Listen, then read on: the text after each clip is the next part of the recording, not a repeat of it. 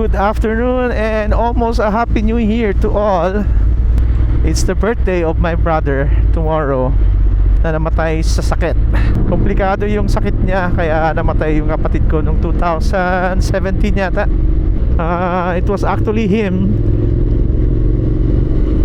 na I was encouraged na magmotor. Siya talaga yung dahilan kung bakit nagmotor ako, mga parts, kasi siya talaga yung mahilig sa pamilya namin. And noong time na nasa Davao ako, nagbakasyon ako sa Davao, pinag-usapan namin yung natanong ko sa kanya kung nakapagbiyahe na ba siya ng papuntang Mindanao. Sabi niya yun ang gusto niya talagang mangyari. Unfortunately nagkaroon siya ng sakit. Uy, delikado yung ginawa niyo.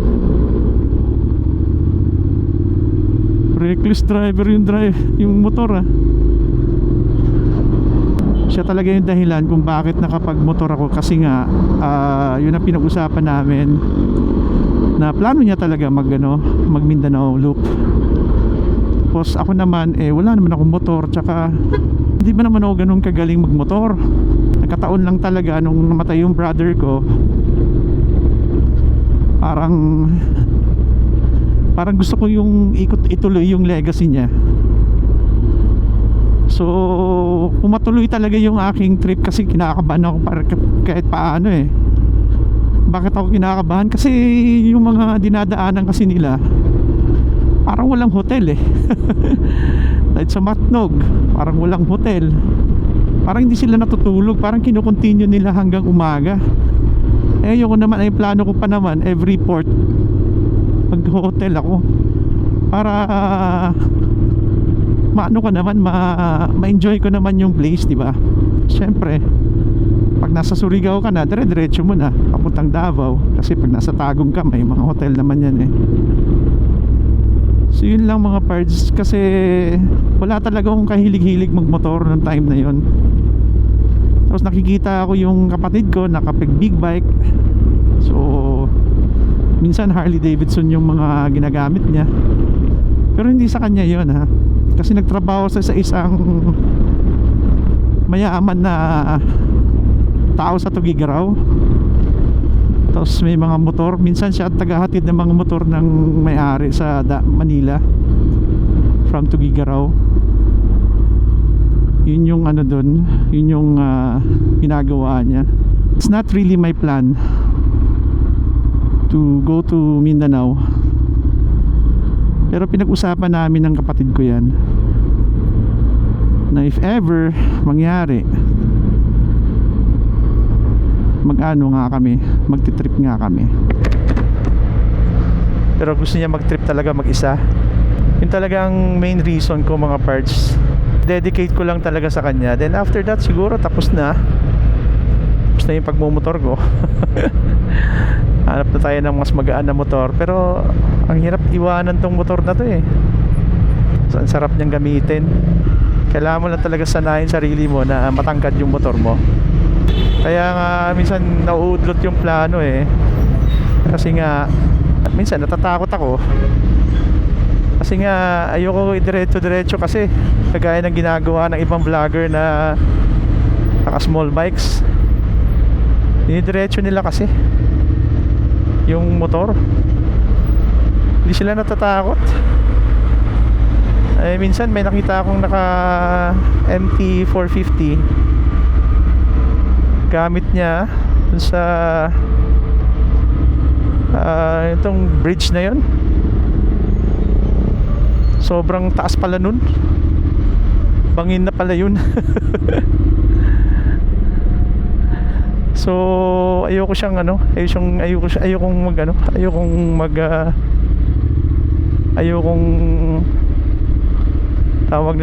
siya ibiyahe ng gabi as much as possible. Kasi kahit paano kapag napunta ka sa Leyte, gusto ko naman matanaw yung yung San Juanico Bridge na umaga. Ayoko sa gabi. Tsaka nakikita ko kasi sa kanila, parang ayaw nila mag-check-in. I don't know kung wala ba sa budget nila yun or Yun ang iniisip ko eh. Siyempre kahit paano eh, i-rest mo rin yung katawan mo. Hindi naman makina yan eh, diba? Yun lang yung concern ko naman talaga. Dedicate talaga to sa kanya, hindi sa akin. Pero syempre gusto ko na rin i-tour ang sarili ko bago man lang ako mamatay. Bago man lang tayo kukunin ni Lord, at least maranasan natin na pumunta ng Mindanao na nakapagbiyahe, land trip. Kasi misis ko nakapag land trip na eh, gamit ang kotse eh. Pero hindi siya nag-drive, may pinuntahan lang siya, kasama yung team niya. Ako hindi pa eh. Langanin nga yung misis ko, gusto daw niya na may kasama talaga ako. Dapat naman talaga may kasama, pero wala rin namang problema sa akin kung ako lang mag-isa. Kaya naman yan, wala namang problema yan. Nasa tao lang yan. Kung matatakot ka talaga, hindi naman ako takot. Kung iniisip mo lagi na matatakot ka talaga. Hindi naman ako takot. Seryoso kasi yung kapatid ko, nagkasakit lang talaga siya eh. Sabi niya kung hindi lang ako nagkasakit, ibiyahe ko talaga papuntang Mindanao eh, from Tuguegarao. Kaso wala rin siyang motor gamitin eh. O isipin mo kung kaming dalawa yun eh, nakasakay lang kami sa isang motor. Enjoy yun, kapatid ko yun eh. Mahal ko yung kapatid ko kahit paano, kahit matigas ang ulo nun. Kahit sobrang tigas ng ulo nun.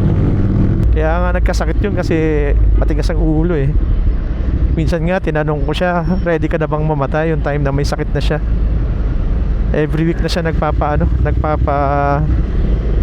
hindi namang chemo, wala naman siyang cancer, nagpapa dialysis. Most of his friends na nag-dialysis dun sa hospital namatay na. So buti na lang daw siya, umabot pa siya ng 6 years bago siya namatay. Sabi pa niya sa akin, bigla na lang siya hindi nakahinga eh. Tapos wala ako sa Davao, nasa Manila ako nung time na namatay siya. Parang tumawag pa yata siya sa akin eh. Alam mo, namatay yung parents ko, both of them, sa sakit ng sa sakit na paralyze sila, both of them. Kaya yun yung mga tinitingnan kong tinitingnan kong situation. What if tamaan ako ng atake sa puso habang nagbabiyahe, kasi nasa sakit namin eh. So what if, kasi mainit yun eh. Ang expected date na alis ko is March katapusan. So I still have 2 months to ipon. Talaga pinagpipray ko next year na matuloy na yan para matapos na. Sumabay pa talaga ako sa traffic Pupunta pala tayo kay kay DJ DLS, si Johnny Boy. Yung kapatid ko, ako yung youngest sa family, siya yung second to me. Yung kapatid ko mas matanda sa akin ng 1 taon. Bukas birthday niya. 58 na siya bukas. Pag namatayan ka ng parents, parang okay lang eh. Kasi alam mong dun sila papunta eh. Pero pag namatayan ka ng kapatid ka, kakaiba yun, parts. Ibang feeling yun. Talagang nag-traffic pa ako ngayon sinabayan ko pa talaga ang traffic very good talaga ako. Welcome to Commonwealth.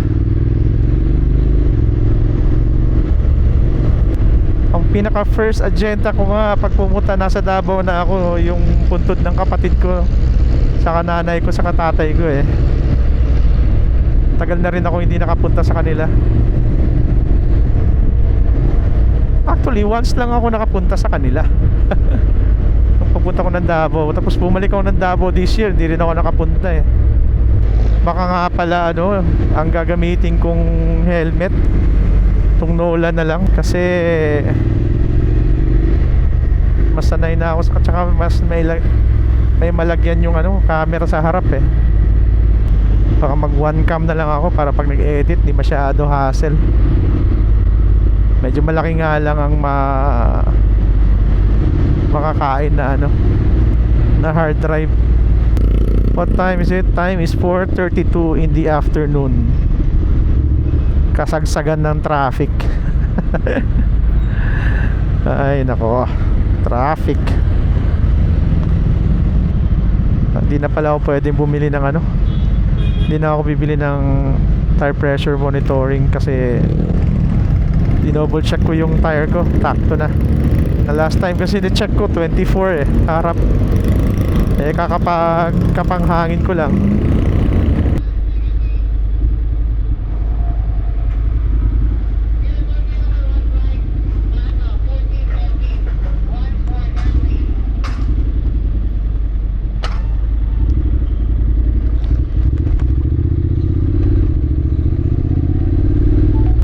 May kukunin lang tayo ditong t-shirt na galing sa abroad.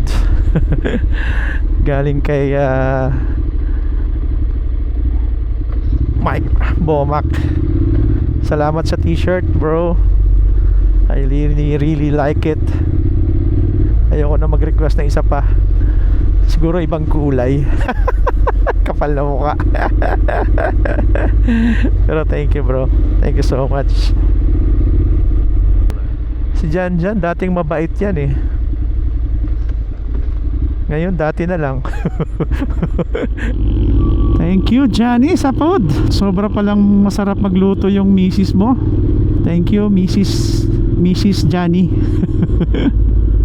Sarap siya. Nasarapan ako. Akala mo nasa restaurant yung pang food. Pwede daw mag-order. Oo, pwede pala mag-order dun sa misis niya. Sarap ng food. Pwede na ako hindi mag-dinner. Sarap na yung food eh. Alright, tapusin na natin yung pag-vlog natin dito mga parts. Salamat sa mga nakikinig. Always remember, stay safe, ride safe. God bless. Bye. Stop recording.